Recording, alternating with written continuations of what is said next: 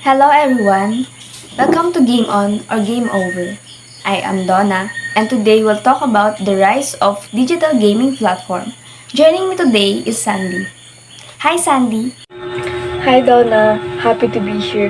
Digital gaming is such a big topic right now.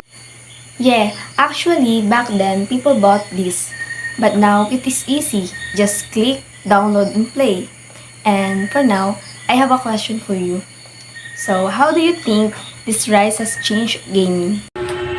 It's huge. Players can access games instantly and the developers get more exposure. And this platform also act like communities.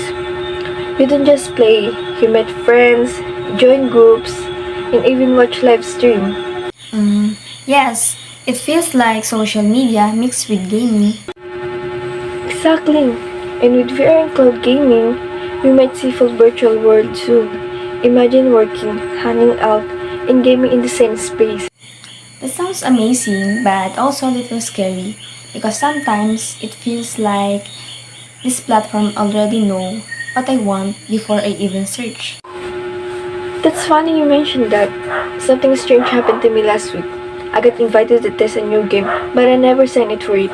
When I opened it, the account had already had my name. Wait, what? It already knew who you were? Yes, and there's a weird part. I still hear its notification sound at night, even when my computer is off. Sandy? Your screen just froze. That wasn't planned, listeners. We'll try to reach Sandy again.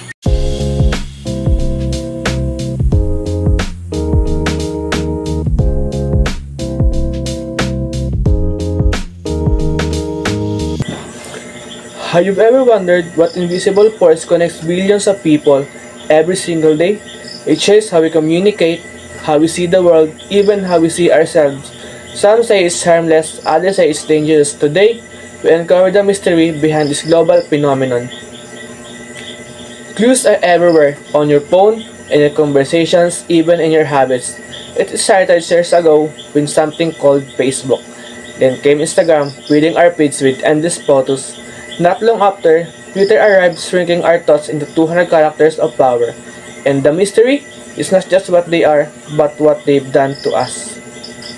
At first, these platforms promise connection, long-lost friends reunited, families updated, ideas spreads like wildfire, but behind these likes, shares, and retweets lies a hidden cause. Think about it. Social media can boost voices, but it can also spread misinformation in seconds. It can inspire movements, but also fuel comparison, anxiety, and isolation. The very platforms that bring us together can sometimes pull us apart. So, what is the answer to this mystery? Are social media platforms our greatest tool for communication or our biggest challenge to human connections? Maybe the truth is both, and maybe the final clue is this: how we choose to use them will determine what kind of world they create. You've just uncovered the mystery of social media platforms. The question is, what role will you play in this story?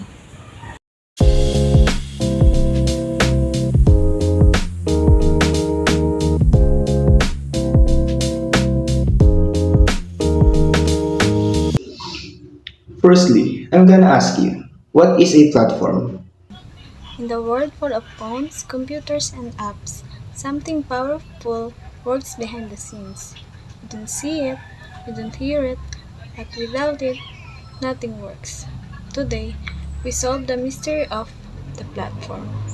A platform is the system that helps apps run. It's like the stage in a play. Apps are the actors. Without the stage, the actors can't perform. I found four big names. Each one runs a different kind of device. Windows. This runs for many apps. You can find it in laptops and PCs.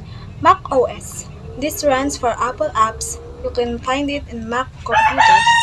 Android. This runs for mobile apps. You can find it in phones and tablets. iOS.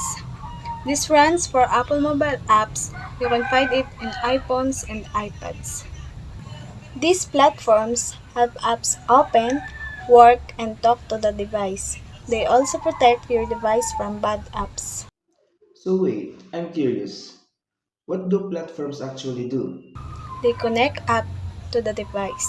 For example, if an app needs the camera, the platform give it access. They make sure apps don't crash. They manage memory, battery, and screen touch.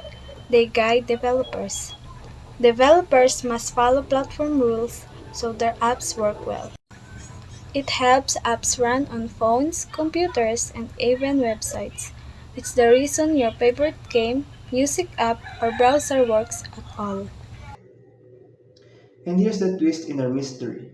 Platforms don't just help apps run, they shape how we live, work, and connect. On mobile devices, platforms like Android and iOS are made for speed and touch.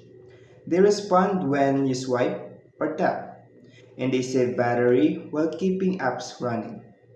On computers, Windows and macOS handle bigger jobs like editing videos, building websites, or using complex software.